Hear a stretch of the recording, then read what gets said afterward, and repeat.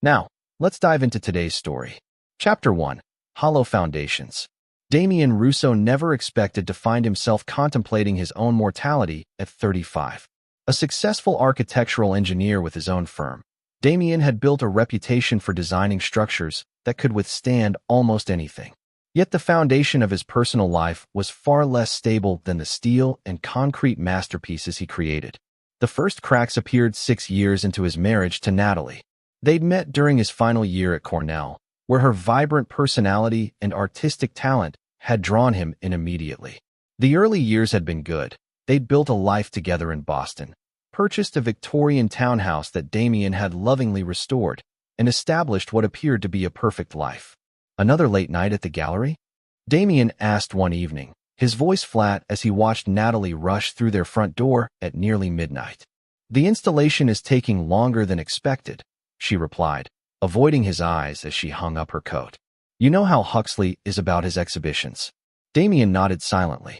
Huxley Milan, the owner of the art gallery where Natalie worked as a curator, had become an increasingly common topic in their conversations over the past 8 months. Something in the way she spoke the man's name had triggered an uneasy feeling in Damien's gut, but he'd pushed it aside. After all, they'd been married for 6 years. They'd survived his startup phase when he'd worked 16-hour days. They'd weathered the storm when Natalie had lost her first curatorial position during budget cuts. They were solid. At least that's what he'd told himself until the headache started. "It's probably just stress," his friend Brendan Torres had suggested during their weekly racquetball game. The Hamilton project is huge. Anyone would be feeling the pressure. But when Damien found himself unable to focus on blueprints, when the dizziness became so severe he had to sit down during client meetings, he knew something was wrong. The MRI results had been devastating, a brain tumor requiring immediate surgery. "We caught it early," Dr. Kaminsky had assured him. "The procedure has a high success rate, but it's expensive and recovery will take time. Do you have someone who can help care for you?" Damien had nodded, thinking of Natalie and his parents who lived just 2 hours away in Providence. His parents had always been distant, more focused on their social standing than on nurturing their only son. But surely, in a crisis, blood would prove thicker than water. The day he broke the news to Natalie, something in her demeanor shifted. "Surgery? For how long will you be incapacitated?" she'd asked, her voice tight. 3 months minimum before I can return to work," he'd answered. "My insurance covers most of it, but there's still a $50,000 gap for the specialist I need." Natalie had paced their living room, her hands twisting nervously. "You should call your parents. They've got money." What Damien didn't know was that this conversation marked the beginning of the end. While he was scheduling medical consultations and preparing his firm for his absence, Natalie was making plans of her own. "I need to focus on my career right now," she told him, avoiding his eyes. "Huxley is offering me a chance to co-curate a touring exhibition. It's a huge opportunity." Damien had nodded, swallowing his disappointment. "Of course. We'll figure it out." In reality, Natalie had been emptying their joint accounts for months, siphoning funds into a private account Damien knew nothing about. Her relationship with Huxley had progressed from professional to intimate, and as Damien's health deteriorated, her disinterest in their marriage grew increasingly apparent. What Damien couldn't have anticipated was how the impending crisis would reveal not just his wife's true character, but the devastating truth about his parents' loyalties as well. Chapter 2. The Cardinal Betrayal. The morning of Natalie's arrest came without warning. Damien was reviewing his medical options when his phone buzzed with a text from an unknown number. "Check the news. Your wife's been arrested outside the Royalton Hotel." The local news site confirmed it. Natalie Russo had been arrested alongside Huxley Milan for possession of illegal substances. The accompanying photo showed her being escorted to a police car, her face contorted with panic as Huxley was handcuffed beside her. Numb with shock, Damien drove to the police station where an officer confirmed that Natalie and Huxley had been caught with cocaine during a police sweep of a hotel known for drug activity. "She's asking for you," the officer said with a look of pity. When Damien entered the visitation room, Natalie's composure crumbled. "Damien, thank God. You have to help me. This is all a misunderstanding. The drugs were Huxley's. I didn't know anything about them." "How long?" Damien asked quietly. "What? How long have you been sleeping with him, Natalie?" Her silence was confirmation enough. Tears streaked her makeup as she whispered, "I need $75,000 for bail. Please, Damien. I can't stay here." Damien laughed bitterly. "That's more than I need for my surgery. The surgery you couldn't be bothered to help me with. I'll pay you back. I swear. Just don't leave me here." Damien stood, a strange calm overtaking him. "I'm not the one who left, Natalie." He walked out, ignoring her pleas. Later that evening, he received a call from his father. "What the hell is wrong with you?" Walter Russo demanded. "Your wife is in jail, and you're doing nothing?" Damien explained the situation: Natalie's affair, his upcoming surgery, his need for financial help. There was a pause before Walter responded coldly. "Your mother and I have decided to help Natalie with her bail." "What about my surgery?" Damien asked incredulously. "Son, be reasonable. Natalie's in real trouble. Your situation can wait." When Damien called his mother seeking support, Diana Russo's response struck even deeper. "Natalie's always been special to us, Damien. You know that. She needs our help right now." "Special to you? More than your own son?" Damien's voice broke. "I could die without this surgery." His mother's voice turned brittle. "Don't be dramatic. If one of you has to go, it's better you than her." The words hit like physical blows. "She's always been our priority," Diana continued. "You've never quite lived up to our expectations. You're on your own with this." Damien sat in stunned silence before responding with eerie calm. "Thanks for showing me where I stand." Later that week, he watched from his car as his parents emerged from the courthouse with Natalie, Walter's arm protectively around her shoulders. They'd emptied their retirement savings, nearly $200,000, to secure her freedom and hire a top defense attorney. That night, as Damien sat alone in his home staring at medical bills, something broke inside him. The dutiful son, the loyal husband, those men died that night. In their place rose someone new, calculating, patient, and utterly devoid of forgiveness. 3 days later, Natalie returned home to collect her things, accompanied by his parents. "I'm sorry it ended this way," she said, not meeting his eyes. "But you can see I've got a lot going on right now. I've filed for divorce." Damien watched silently as she packed her belongings. His father cleared his throat awkwardly. "Son, we hope you understand. Natalie's facing serious charges. She needs support. And I don't." Damien asked quietly. "You've always been resilient," his mother offered. "Natalie's more delicate." As they prepared to leave, Damien spoke one final time. "You've made your choice. Remember that." None of them recognized the weight of his words or the promise they contained. Chapter 3: Survival and Genesis. Damien's savings covered only part of his medical expenses. With no help forthcoming from his parents or soon-to-be ex-wife, he was forced to make difficult decisions. He sold his car, liquidated investments, and took out loans against his business. The surgery was scheduled for the earliest possible date, a less experienced surgeon accepting his case at a discounted rate. The night before the procedure, Damien sat alone in his hospital room updating his will.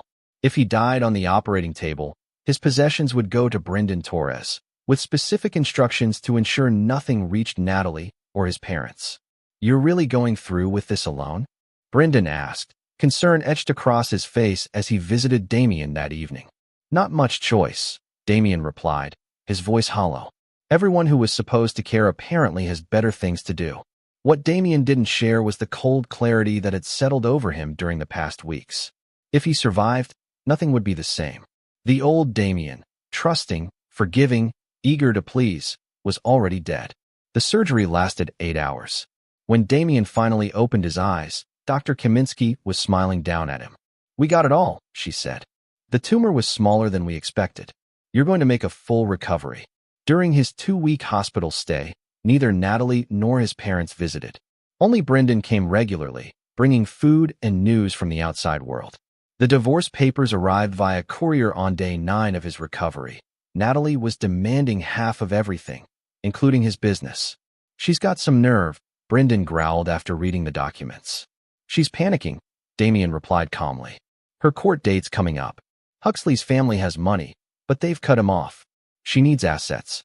What surprised Brendan was Damien's reaction, not anger, but a slow, calculating smile as he signed the papers without contest. "You're giving her what she wants?" Brendan asked incredulously. "For now," Damien replied. "Sometimes you have to lose a battle to win the war." The recovery period stretched from the predicted 3 months to nearly 6. During this time, Damien lived frugally in a small apartment. His beautiful home sold to cover medical debts. His firm stayed afloat thanks to Brendan and his project manager, Gwen Mahoney, stepping in to handle client relationships. While his body healed, Damien's mind worked tirelessly. He spent hours researching his parents' financial situation, Natalie's legal troubles, and Huxley Milan's background. He discovered that his father, once a successful investment banker, had been forced into early retirement after a scandal involving improper client relationships. His parents' lavish lifestyle was maintained through careful image management and increasingly desperate financial maneuvers. Natalie, meanwhile, had pleaded guilty to lesser charges, avoiding jail time, but receiving 3 years probation. She and Huxley had moved in together, using money from Damien's assets to open a small gallery. For months after his surgery, Damien was declared fully recovered. He returned to work with renewed focus, taking on high-profile projects and rebuilding his firm's reputation.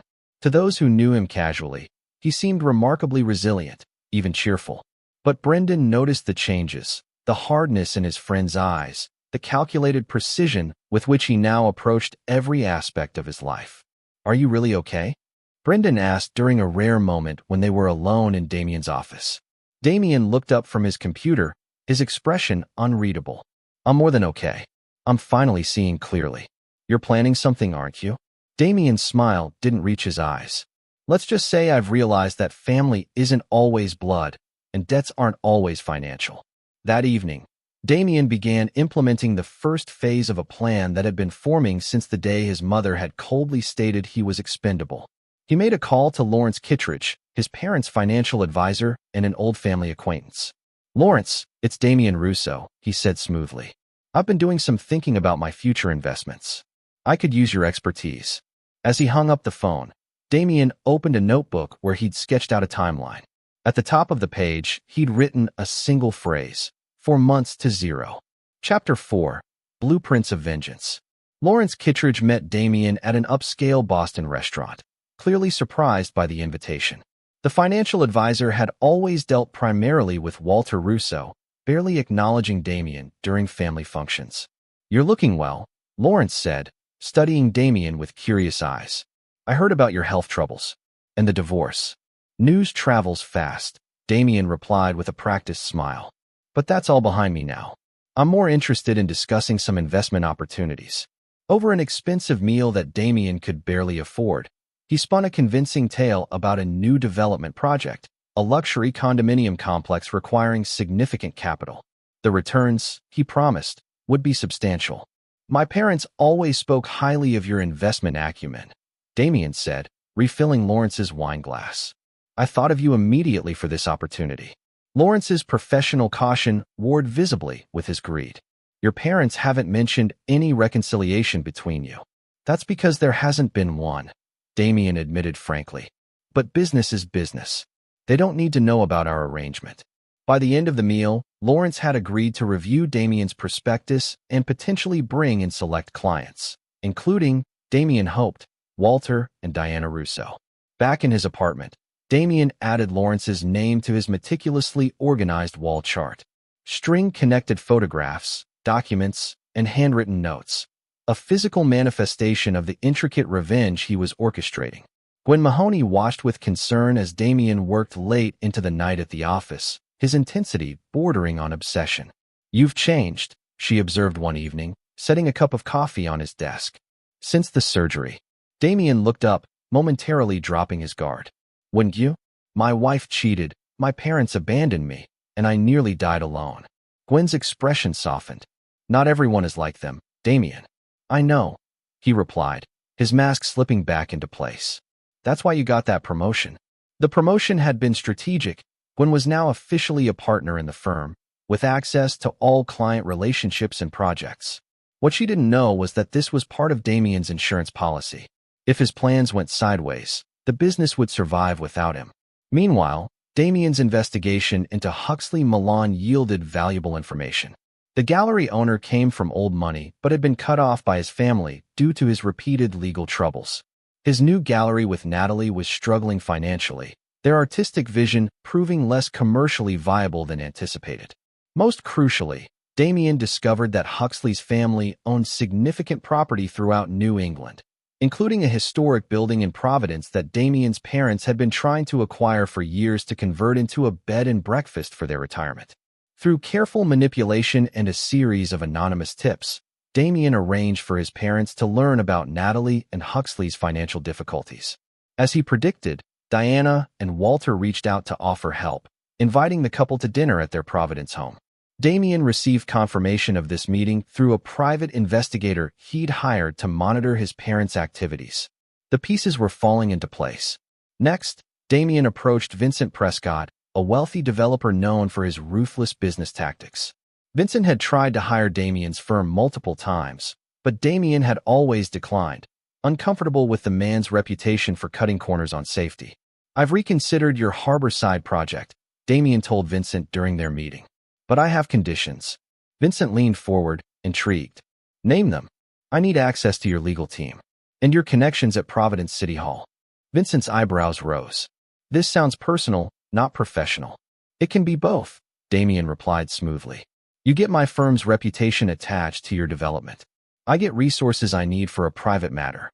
By the end of the week, Damien had secured not only a lucrative contract, but also introductions to key officials in Providence's zoning department and Vincent's personal attorney, a shark named Sofia Mendez who specialized in finding legal loopholes. The second phase of Damien's plan required direct access to his parents' financial information. For this, he needed to get close to them again, a prospect that filled him with cold rage. Yet he maintained his composure as he drafted a carefully worded email suggesting a tentative reconciliation. "I've had time to reflect during my recovery," he wrote. "While I can't forget what happened, perhaps we can find a path forward. Life is too short for permanent estrangements." His mother's response came within hours, eager, relieved, but without a hint of genuine remorse. They arranged to meet the following weekend in Providence. Brendan was furious when he learned of the planned meeting. "After everything they did? They left you to die, Damien." "I know exactly what they did," Damien replied, his voice unervingly calm. "Trust me on this." The reconciliation lunch was a masterclass in deception. Damien played the forgiving son perfectly, accepting his parents' half-hearted apologies with apparent grace. "We were in an impossible position," Diana explained, patting Natalie's hand affectionately. The younger woman had been invited at Diana's insistence. Natalie needed immediate help. "We always knew you'd find a way through your situation. You've always been resourceful," Walter added. "We're proud of how you've bounced back." Damien smiled thinly. "Family is family," he said, raising his glass in a toast that his parents eagerly joined.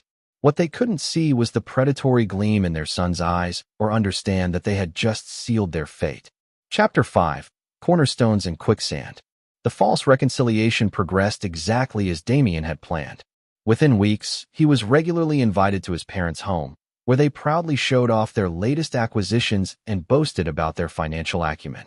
"We're finalizing the purchase of the Blackwell property next month," Walter announced during one dinner. "It's going to be the crown jewel of our retirement plan, an exclusive bed and breakfast for the Providence elite." Damien nodded appreciatively. "Sounds perfect. Have you secured all the financing?" "Almost," Diana interjected. "Lawrence is helping us liquidate some investments. We're a bit cash poor at the moment after helping Natalie and Huxley with their legal expenses and the gallery." "I might be able to help with that," Damien offered casually. "My firm's handling a development that needs additional investors. The returns would more than cover your shortfall for the Blackwell purchase." Walter's interest was immediately piqued. "What kind of returns are we talking about?" "Conservative estimate? 30% within 18 months. The trap was set. Within days, Lawrence Kittredge contacted Damien to schedule a meeting with Walter and Diana. The fictional development project, Riverside Heights, was presented with impressive renderings, meticulously falsified market analyses, and testimonials from early investors who were actually actors hired through Vincent's connections. "This looks incredible," Walter said, studying the prospectus. "Why haven't I heard about this opportunity before?" "We've kept it quiet," Damien explained. "Too much attention drives up land costs. We're only approaching select investors with the liquidity to move quickly." By the end of the meeting, Walter and Diana had committed to investing $850,000, nearly all of their remaining liquid assets. Lawrence Kittredge, seduced by the promised commission, facilitated the transfer to an escrow account that Damien had established through Sophia Mendez. Meanwhile, Damien implemented the next phase of his plan. Through Vincent's connections at Providence City Hall, he arranged for a comprehensive review of the Blackwell property's zoning status. The review discovered several critical issues that would prevent its conversion to a commercial establishment. Simultaneously, Damien approached Huxley Milan with a business proposition. Over drinks at an exclusive club, he made an unexpected offer. "I want to invest in your gallery," Damien stated, watching shock register on Huxley's face. "You're joking," Huxley replied, eyes narrowing. "After everything with Natalie." "This isn't about Natalie," Damien responded smoothly. "It's about the Blackwell building." Huxley's expression shifted from suspicion to interest. "What about it? I know your family owns it. I know my parents are trying to buy it. And I know you could use the capital more than your family needs that particular property." The meeting ended with a tentative agreement. Huxley would convince his family to delay the sale to Walter and Diana while considering Damien's investment offer. What Huxley didn't know was that Damien had already arranged for Sophia to file paperwork challenging the Milan family's clear title to the property, citing historical preservation concerns that would tie up the property in court for years. Back at his apartment, Damien updated his wall chart, connecting new strings between photographs, documents, and timeline markers. The plan was unfolding perfectly. His parents' money was now under his control in the escrow account. Their retirement property dreams were being systematically dismantled, and Natalie and Huxley were being drawn deeper into his web. Gwen noticed Damien's increasingly frequent absences from the office. "The Prescott contract is huge," she remarked during a project meeting. "But you seem distracted by something else." "Just tying up loose ends from the past year," Damien replied, his tone discouraging further questions. In truth, Damien was executing the most delicate part of his plan. Through careful manipulation of digital records, facilitated by specialists recommended by Vincent, he created a paper trail suggesting that Walter had misappropriated client funds during his final years at the investment firm. The evidence was fabricated but convincing, building on rumors that had circulated around Walter's early retirement. Damien also arranged for anonymous tips to reach the Massachusetts State Attorney's Office regarding potential financial improprieties involving Walter Russo and Lawrence Kittredge. The investigation would find nothing definitive, but the mere existence of an inquiry would damage reputations and create significant stress. As these pieces fell into place, Damien received an unexpected call from Natalie. "We need to talk," she said, her voice tight with anxiety. In person, they met at a quiet cafe near his office. Natalie looked thinner, her once immaculate appearance now showing signs of strain. "Huxley says you want to invest in our gallery," she began, studying him with suspicious eyes. "Why would you do that after everything?" Damien shrugged. "Business is business. Your gallery has potential, despite its current struggles." "And how do you know about our struggles?" she demanded. "The art world talks," he replied simply. "But that's not why you wanted to meet, is it?" Natalie's composure cracked slightly. "Your parents' investment in that property fell through. They've been counting on it for their retirement." Diana's beside herself. "That's unfortunate," Damien said, sipping his coffee calmly. "But what does it have to do with me?" "They've put money into some development project of yours," Natalie pressed. "Riverside Heights. They're counting on those returns now more than ever." Damien allowed a flicker of surprise to cross his face. "They told you about that investment?" "We're family," Natalie replied defensively. "They tell me everything." The revelation, while not entirely unexpected, confirmed what Damien had long suspected. The alliance between his ex-wife and parents went deeper than he'd initially believed. They were sharing financial information, making decisions as a unit, with Damien firmly on the outside despite the facade of reconciliation. "The development is proceeding as planned," he assured her with a smile that didn't reach his eyes.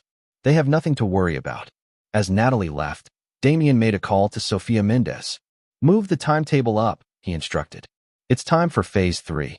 Chapter 6, The Domino Effect. 3 months after his parents invested in the fictional Riverside Heights development, Damien executed the final preparations for his revenge. Through Sofia Mendez, he transferred most of the funds from the escrow account to a series of offshore entities established under Vincent Prescott's guidance. A small portion remained as proof of the investment's existence. Meanwhile, he arranged for Lawrence Kittredge to receive an official-looking letter from the state attorney's office requesting information about specific client accounts, including Walter Russo's. Though the letter was fabricated, its effect was immediate. Lawrence panicked and contacted Walter, who in turn called an emergency family meeting. Damien arrived at his parents' home to find not only Walter and Diana, but also Natalie and Huxley. The atmosphere was tense, with Walter pacing the living room clutching a glass of scotch. "There's an investigation," Walter announced without preamble. "Something about client accounts from my last years at the firm." "It's nothing but a fishing expedition," Diana added quickly. "Your father did nothing wrong." Damien adopted a concerned expression. "What can I do to help?" "We may need to access our investment in Riverside Heights," Walter said bluntly. "How quickly can we liquidate our position?" Damien frowned thoughtfully. "That would be difficult right now. We're at a critical phase of development. Pulling out would mean significant penalties." "How significant?" Walter demanded. 60% of your investment, at minimum." The room erupted in protests. Walter accused Damien of hiding the penalty clause, while Diana tearfully proclaimed that their retirement was at stake. Natalie and Huxley exchanged worried glances, their own financial future clearly tied to Walter and Diana's stability. "There may be another option," Damien suggested once the initial outburst subsided. "I could potentially buy out your position personally. You'd take a smaller loss, say 20%, but you'd have immediate liquidity." After heated discussion, Walter and Diana reluctantly agreed. Damien promised to have the paperwork ready within 24 hours. Back at his apartment, Damien prepared the final elements of his plan. The buyout agreement, drafted by Sofia, contained carefully worded clauses that effectively transferred ownership of his parents' remaining assets to Damien in exchange for the return of their investment. Simultaneously, he arranged for Vincent's contacts to leak information about the investigation to Walter's former colleagues and social circle. Within days, the Russos found themselves subtly excluded from Providence Society events as rumors spread.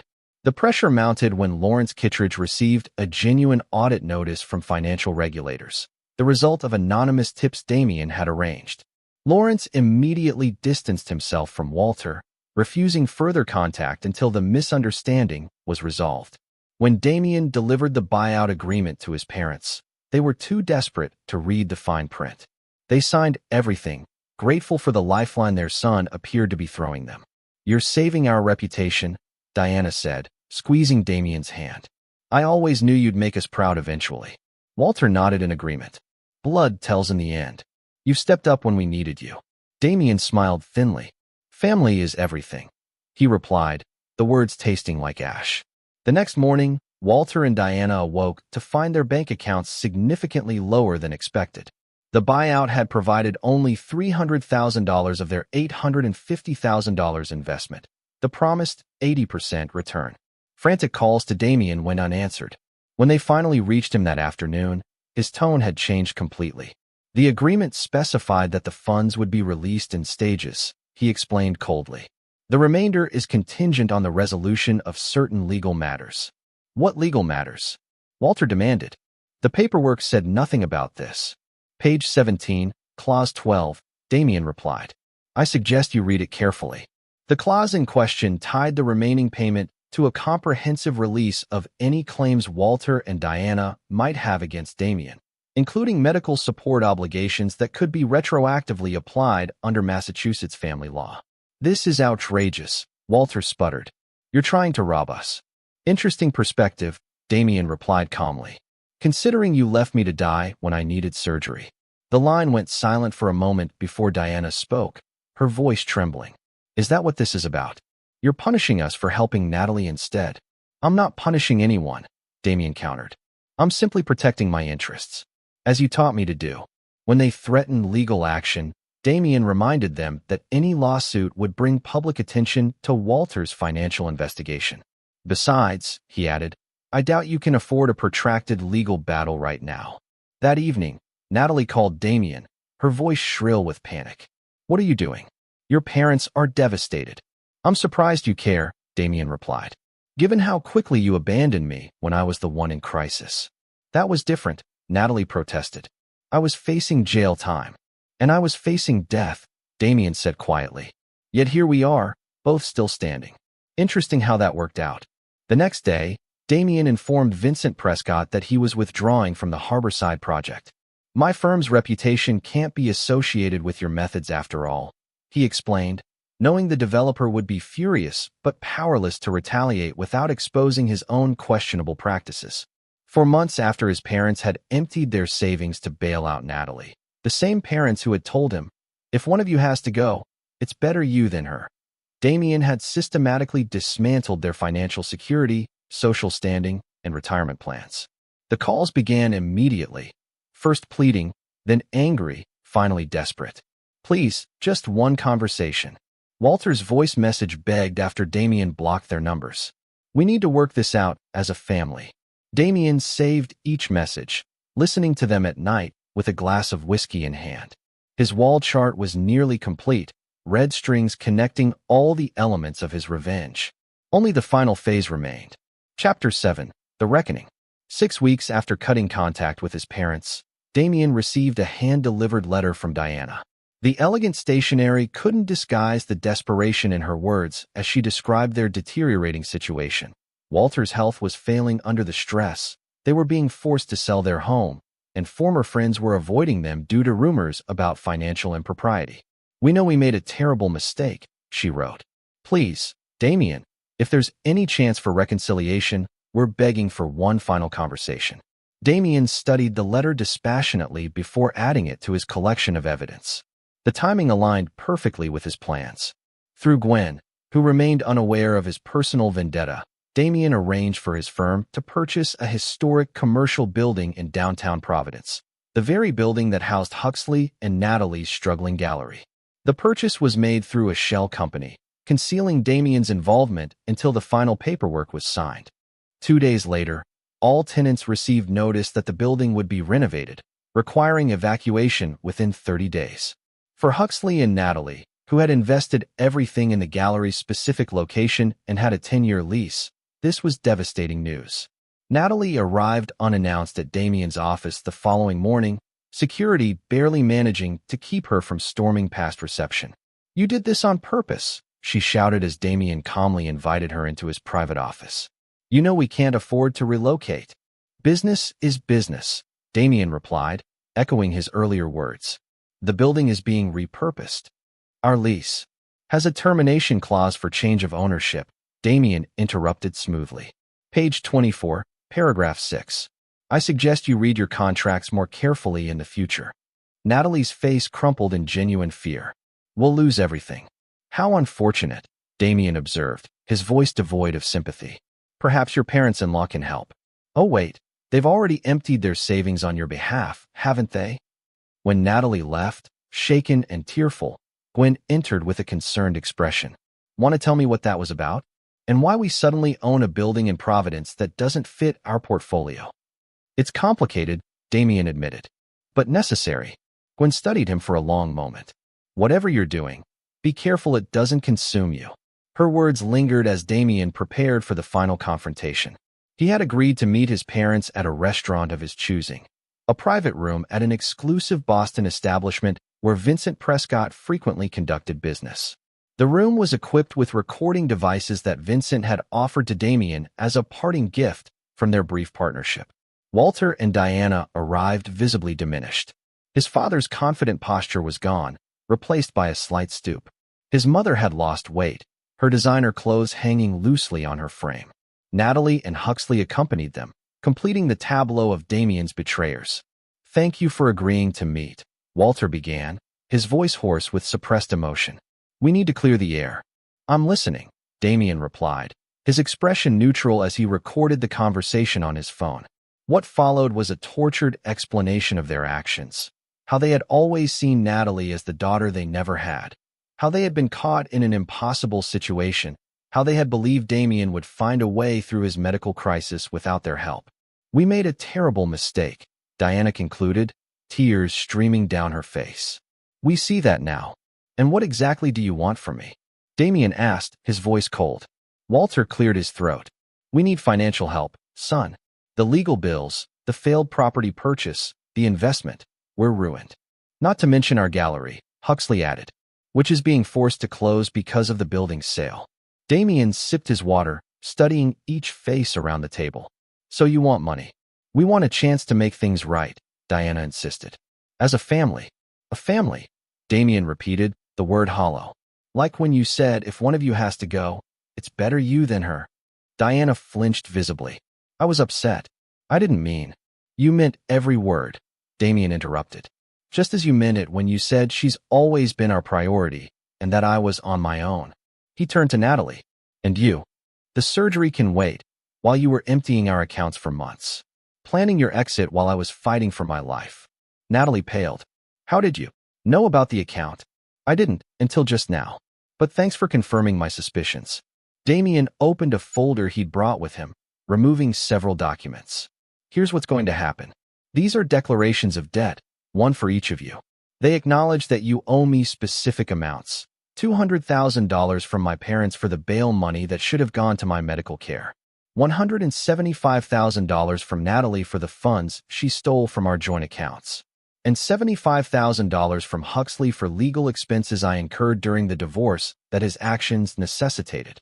This is absurd, Walter protested. We don't have this money. Then you'll have to find it, Damien replied calmly. Otherwise, I'll be forced to pursue other remedies. Like what? Huxley demanded. Damien smiled thinly. For starters, I have evidence suggesting my father misappropriated client funds before his retirement. Anonymous for now, but that could change. Walter blanched. You wouldn't. I have documentation of Natalie's embezzlement from our accounts. Fraud charges would violate her probation. Natalie gasped. Damien, please. And Huxley, I've discovered some interesting connections between your family's real estate holdings and certain zoning officials. The appearance of impropriety alone would trigger investigations. The silence that followed was deafening. Finally, Diana spoke, her voice trembling. What do you really want, Damien? Justice, he replied simply. You left me to die? You chose someone else over your own son. Actions have consequences. He stood, gathering his papers. Sign the acknowledgments of debt. You have 30 days to begin repayment, or I release everything I have to the appropriate authorities. As Damien walked out, leaving them stunned and broken, he felt nothing, not satisfaction, not triumph, not even anger. Only a cold, empty certainty that those who had betrayed him would never do so again. Chapter 8. Fallout and Ashes. The aftermath of Damien's revenge unfolded with mathematical precision. His parents, financially ruined and socially ostracized, were forced to sell their Providence home and move to a modest apartment. Walter's health deteriorated rapidly under the stress, resulting in a minor stroke that left him with a permanent limp. Diana reached out continuously, her messages alternating between desperate pleas and bitter recriminations. How could you do this to your own father? She demanded in one particularly emotional voicemail. After everything we did for you growing up? Damien listened to each message impassively before archiving it with the others. The collection of evidence continued to grow, insurance against any attempt they might make to retaliate. Natalie and Huxley fared no better. With their gallery shuttered and no capital to relocate, they declared bankruptcy. Huxley's family, already disillusioned with his choices, refused further assistance. Natalie's probation officer noted the financial instability with concern, increasing the frequency of her required check-ins. Brendan watched Damien's transformation with growing alarm. You've changed, he observed during a rare dinner together. And not for the better. I've become realistic, Damien countered. I learned who people really are. Not everyone is like them, Brendan insisted. You've built walls so high that no one can get in anymore. The observation struck closer to home than Damien wanted to admit. His revenge had consumed him so completely that other aspects of his life had withered. The firm was thriving, but personally, he had become isolated. His entire focus narrowed to the systematic destruction of those who had betrayed him. 3 weeks after the restaurant confrontation, Walter appeared unannounced at Damien's office. Security called up, asking whether to admit him. Send him up, Damien decided after a moment's consideration. Walter looked even worse than before, gaunt, gray, leaning heavily on a cane. 5 minutes, he requested. That's all I ask. Damien gestured to a chair without speaking. I've been thinking about what happened before your surgery, Walter began, his voice unsteady. About what your mother and I said and did. Or didn't do, Damien amended coldly. Walter nodded, accepting the correction. There's no excuse. We failed you completely. Is this supposed to be an apology? It's an explanation, Walter replied. Not a justification. We always saw ourselves as progressive, enlightened people. Having a gay daughter would have completed that self-image. When you were born instead. Damien stared at his father, genuinely surprised for the first time in months. You resented me for being a son. Not consciously, Walter said, shaking his head. But there was always something missing in how we connected with you. When Natalie came along, so vibrant and artistic, she filled that unnamed gap. We transferred our dreams onto her. So, I was a disappointment from birth, Damien summarized flatly. We were the disappointment, Walter corrected, tears welling in his eyes. We failed as parents in the most fundamental way possible. I don't expect forgiveness, Damien. I just wanted you to understand that the flaw was never in you. It was always in us. Damien sat motionless, his carefully constructed veneer of indifference cracking slightly. Why tell me this now? Because I had another minor stroke last week, Walter replied with brutal honesty. And I realized I might die without you knowing the truth. After Walter left, Damien remained at his desk for hours, staring at the wall. For the first time since his surgery, he questioned the path he had chosen. Not the justice of his revenge, that remained unassailable in his mind, but the cost to himself. The next day, he made an unexpected decision. Through Sofia Mendez, he arranged for his parents to receive a small monthly stipend, enough to cover basic necessities, but not their previous lifestyle. The money would come through a trust, with no direct connection to Damien. They would never know it came from him. Why bother? Sophia asked when he gave the instructions. After everything they did, it's not about them, Damien replied. It's about who I choose to be. For Natalie and Huxley, however, there would be no such mercy. Damien ensured that their bankruptcy proceedings were particularly thorough, with every asset scrutinized. When Huxley attempted to hide valuable artwork, Damien's investigators discovered it and reported the fraud to the court. Natalie made one final attempt to appeal to Damien, catching him as he left his office building. We're completely destroyed, she said, her designer clothes replaced by cheap, ill-fitting alternatives. Isn't that enough? You chose this path, Damien reminded her. When you decided I was expendable. I never wanted you to die, she protested. I fell in love with Huxley. It was wrong how I handled it, but it wasn't malicious. Damien studied her dispassionately. When I needed you most, you abandoned me. Actions have consequences, Natalie. You're living with yours now. As she walked away, shoulders slumped in defeat, Damien felt the first stirrings of something like closure. The ledger wasn't balanced. It never could be, but the scales had shifted. That evening, Damien dismantled the wall chart in his apartment, carefully filing away the evidence, but disposing of the photographs and personal notes. It was time to look forward rather than back.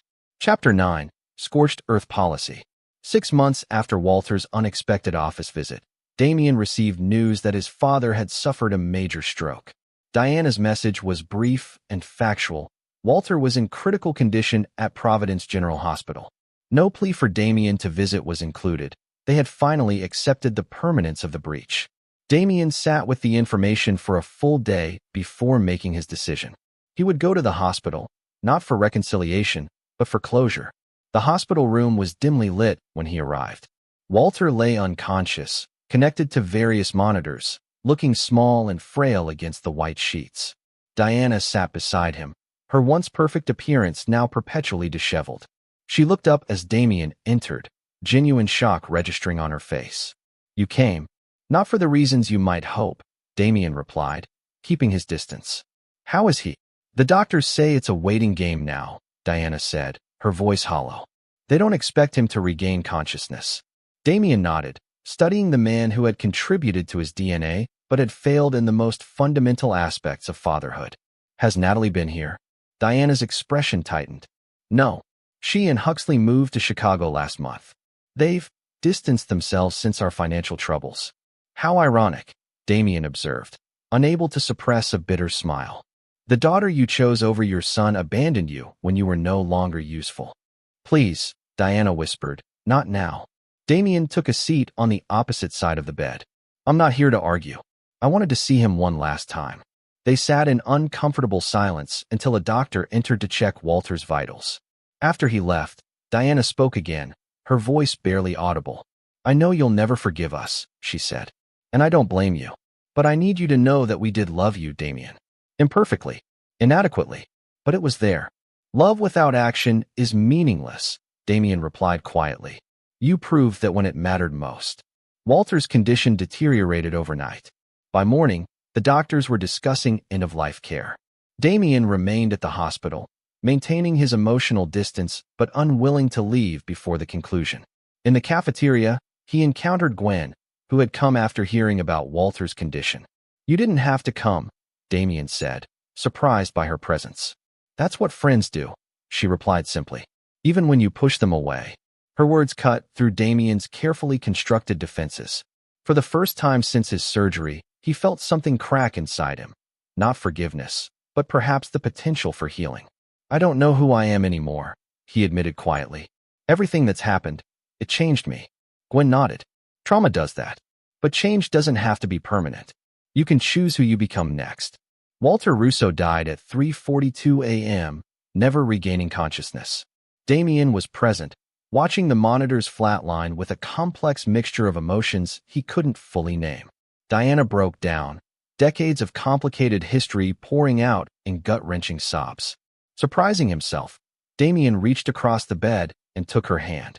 It wasn't forgiveness, that remained impossible, but a small acknowledgement of shared humanity in the face of death. The funeral was sparsely attended. Most of Walter and Diana's social circle had abandoned them after their financial disgrace. Natalie and Huxley sent flowers, but didn't appear in person. Brendan came to support Damien, as did Gwen and a few loyal employees from the firm. Diana approached Damien after the service, her expression hesitant. Will you come to the house? There are some papers Walter wanted you to have. The house was now a 2-bedroom apartment in a modest complex, filled with remnants of their former life that looked out of place in the cramped space. Diana retrieved a manila envelope from a drawer, handing it to Damien with trembling hands. He prepared this after his first stroke, she explained. Said it was important you receive it, whether you wanted it or not. Inside, Damien found legal documents transferring ownership of a small property in Maine, a lakeside cabin that had belonged to Walter's father. There was also a handwritten letter dated 3 months earlier. Damien, this cabin is the only thing I have left that isn't tainted by the mistakes I made with you. My father taught me to fish here, to build fires, to be a man. I failed to pass those lessons to you, not because you weren't worthy, but because I was too blind to see your worth. You owe me nothing. I owe you everything. This property is yours by right, the one true inheritance I can offer. Do with it what you will. Your father in name, if not in deed, Walter. Damien refolded the letter carefully, his expression unreadable. Thank you for giving me this. What will you do now? Diana asked, her voice small. Continue living my life, Damien replied simply. As I have been. And me? Damien studied his mother. This woman who had once told him he was expendable, who had chosen another over her own son, who now stood alone and broken before him. The monthly stipend will continue, he said finally. You won't starve or be homeless. Beyond that, we have nothing more to discuss. Diana's eyes widened. The money, that was you? It doesn't change anything between us, Damien stated firmly. It's simply what I decided to do. As Damien prepared to leave, Diana spoke once more. I saw you talking to that woman at the funeral, your colleague. She seems to care about you. Gwen is a good person, Damien acknowledged. One of the few I've encountered. Don't punish everyone for what we did, Diana said softly. That would be our final victory over you. The words followed Damien as he drove back to Boston. Had his quest for justice transformed into something darker? Had he allowed his parents' betrayal to define his entire worldview? 2 weeks later, Damien received a call from Natalie's attorney. She and Huxley were divorcing. He had left her for a wealthy Chicago art collector. Now destitute and desperate, Natalie was seeking to reopen their divorce settlement, claiming duress during the original proceedings. She's asking for support payments, the attorney explained awkwardly, given your current financial success and the length of your marriage. No, Damien replied simply. Not a chance. Mr. Russo, the courts may. The courts may review the evidence I've compiled regarding her financial activities during our marriage, Damien interrupted coldly. Evidence I've refrained from sharing with her probation officer out of, let's call it restraint. The attorney backed down immediately. I'll convey your position to my client. That evening, Damien visited the cabin in Maine for the first time. The small, rustic structure sat on a pristine lakefront, surrounded by pine trees. Inside, he found fishing gear, old books, and photographs, including several of himself as a small boy standing beside Walter, both smiling in rare moments of connection. Standing on the dock as sunset painted the water crimson, Damien made a decision. He would not sell the cabin as he had initially planned. Instead, he would keep it, not as a monument to reconciliation, but as a reminder of complexity. Back in Boston, he invited Gwen to dinner at a small, unpretentious restaurant they had frequented before his surgery. To what do I owe this honor? She asked with gentle sarcasm. You've barely been social for over a year. I'm considering some changes, Damien replied honestly, and I value your perspective. Over the meal, he shared edited versions of the events that had consumed him, his parents' betrayal, his methodical response, the recent aftermath. Gwen listened without judgment, asking occasional clarifying questions. So what now? She asked when he finished. Revenge accomplished, enemies vanquished. What does Damien Russo do with the rest of his life? The question hung between them, simple yet profound. I'm not sure, he admitted. But I know I don't want to be defined by what they did anymore. That's a start, Gwen said, raising her glass in a toast. To new beginnings. Damien clinked his glass against hers, allowing himself to consider possibilities beyond the narrowly focused existence he had created. The path forward wasn't clear, but for the first time since waking from surgery, he felt something like genuine potential. 1 month later, Damien received a final message from Natalie, a handwritten letter forwarded through her attorney. Damien, I won't ask for forgiveness because I don't deserve it. What I did was unforgivable. When you needed me most, I chose myself. When you were fighting for your life, I was planning my escape. Huxley has left me for someone wealthier, someone more useful to him. The irony isn't lost on me. I'm experiencing a fraction of what I put you through, and it's unbearable. I don't expect a response. I just wanted you to know that I understand now what I did to you. And I'm sorry. Natalie. Damien read the letter twice before filing it away with his other documentation. There would be no response, no closure offered. Some bridges, once burned, should remain ashes. That weekend, he returned to the cabin in Maine, bringing work plans for a potential renovation. As he stood on the dock, watching an eagle soar over the lake, he thought about the person he had become. Not the trusting, eager-to-please son who had been so thoroughly betrayed. Not the coldly calculating architect of ruin who had methodically destroyed those who had hurt him. Someone new was emerging, hardened by experience, but not defined by it. Someone who understood that trust must be earned, loyalty must be proven, and justice, while necessary, wasn't the same as healing. Damien Russo would never forgive those who had betrayed him when he needed them most. That chapter was closed permanently, but perhaps, in time, he could forge a life where their betrayal was merely a prologue rather than the entire story. As he turned back toward the cabin, plans in hand for rebuilding what could be rebuilt, Damien felt something unexpected, not peace, exactly, but possibility. And for now, that was enough. This is where our story comes to an end. Share your thoughts in the comments section. Thanks for your time. If you enjoy this story, please subscribe to this channel. Click on the video you see on the screen, and I will see you there.